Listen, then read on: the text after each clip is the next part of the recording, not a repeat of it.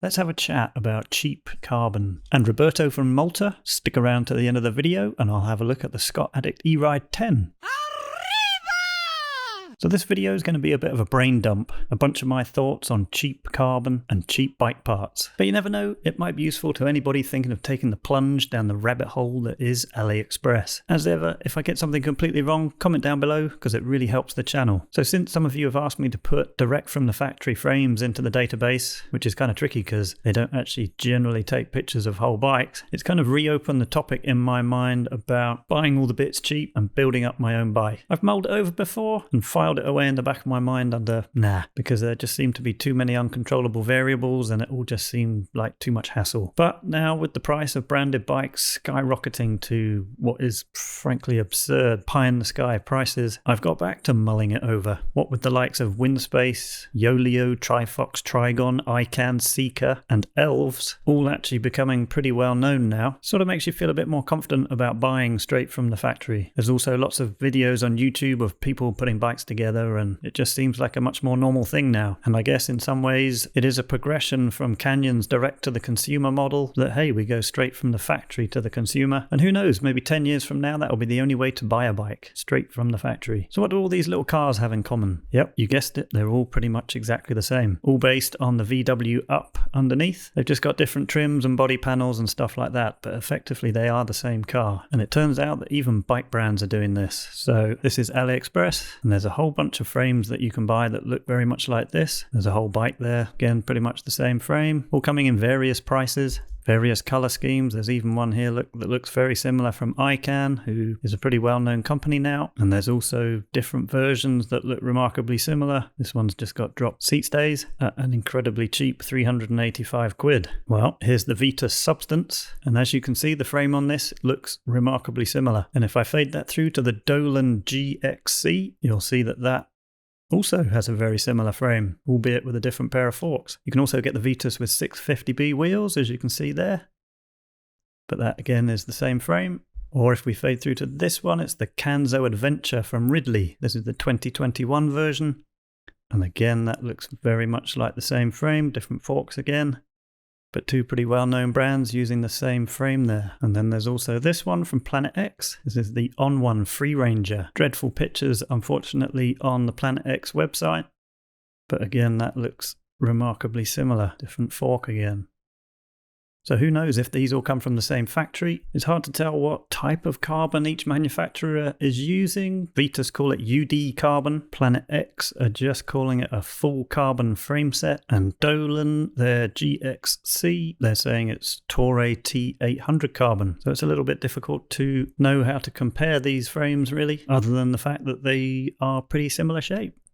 So if you draw a little basic graph of the pros and cons of the different methods of buying a bike and you plot price against convenience, obviously going to the local bike shop and buying your bike is going to provide a lot of convenience because if something goes wrong with it, you can just give it straight back to them and they can either mend it or they can go down their supply chain and get all the parts that you need to sort the bike out. The only problem with that convenience is it's going to cost you more money. If you go with Canyon's direct to the consumer model, it's going to be a little bit cheaper, but you're not going to quite have the same convenience. And then obviously likewise, if you get it straight from the factory, you've lost another layer of convenience, but again, it's a bit cheaper. But now with the added drawback of not knowing entirely how to quantify what it is you're getting from the factory, because you don't have someone else taking responsibility for choosing good quality parts. You're having to do it yourself. Now, I've watched a lot of videos on YouTube of guys buying all the bits and the frames and stuff from Aliexpress and putting it all together, some with more success than others, and it's good fun choosing the frame, choosing some wheels, handlebars, saddle even, because they just all bolt together and it's all pretty simple. But I'll be totally honest, I start to lose interest a bit when you get to the nitty gritty. Choosing all the parts for the group set all starts to get a bit more complicated. Can you find the right part? Have you ordered the right part? Will they send the right part? You're still parting with pretty sizable lumps of cash, and will it just get sucked into the ether and never be seen again? And how can you be completely sure what you're getting? Will it be T1000 Toray carbon, or will it be recycled Tic Tac boxes? Generally, if something's too good to be true, then it probably isn't. Anyway, one of the other reasons I've been thinking about this, if you're anything like me, you're constantly trying to come up with new ways to get faster on your bike.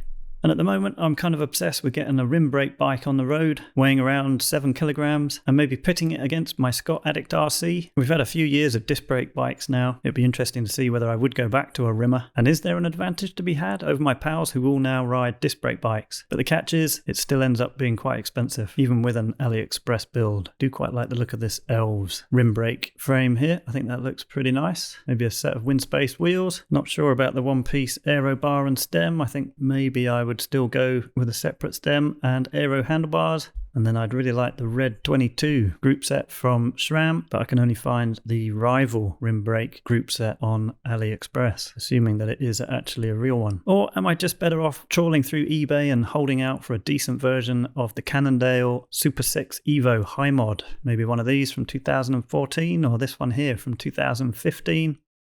They get extremely good reviews, they come in very light, and they look pretty cool. Or maybe I should forget about all of this, lose a bit of chub, and actually do some more training. Probably a better idea and cheaper. So my conclusion, much like value beans from Tesco's, if you personally can't taste the difference between that and the Heinz bean, and you're not bothered that some of your mates are going to look down on you, and you can actually work out how to get the beans out the tin without a ring pull, then why not feast on your everyday value beans? However, if you're the kind of person who needs to take your bike to the shop to get a new chain and cassette, buying all the bits off AliExpress and trying to put it all together yourself is probably not the way to go. Well, then you should probably stick with your Heinz beans and get a bike from a reputable brand. It's going to cost you a bit more, but you get peace of mind. So I got a comment the other day from Roberto from Malta. He's looking to buy a Scott Addict eRide 10. And he wanted me to look at the 2021 version, which is this version here. This comes with a 40 Newton meter torque motor and a 208 watt hour battery. Now if we fade this through to the 2023 version, extremely similar. Frame is the same by the looks of things, but the difference is the new version has a 60 Newton meter motor and a 250 watt hour battery, so they have upgraded the motor and the battery. The 2023 version. It's half a kilo lighter, but it is £1,100 more expensive. Also looks like the control unit is different on the top tube, and it comes with the new Ultegra Di2 as opposed to the old one. And if we compare the eRide 10 to the Scott Addict RC 15, this is obviously the non-electric version of the Addict RC. That's the difference there. You can see the eRide has a more endurance type geometry, obviously more chunky here with the battery in it, and has quite a lot longer chainstay there. So that kicks the back wheel out a bit. And if you go to the non-electric version, it's got a 3236 as opposed to the 3034 on the eRide version. So there we go. And just before I wind this video up, Look Bikes released their 765 Optimum bike. As you can see, that's down here. The only problem is the images that they put on their website are really tiny and very blurry and not very good. If you compare it to Pinarello's photo that they've put on for their Paris bike, you get this lovely big, beautifully crisp photo on their website, whereas Look Bikes, it's just a tiny little blurred one, which is a bit of a shame. If you're watching this, Look Bikes, please can you send us some decent photos because it looks like a nice bike and I'd like to have a proper look at it. And that's it for this video. I'm going to leave you with the BAUM Orbis, this beautiful blue titanium bike here. I love the way this bike looks, pretty beautiful from every angle. And when you buy a bike from BAUM, you can choose all your different colors. I think you can also discuss the geometry with the builder as well. I just think these bikes look spectacular and I'd be super happy to have one of those in my shed.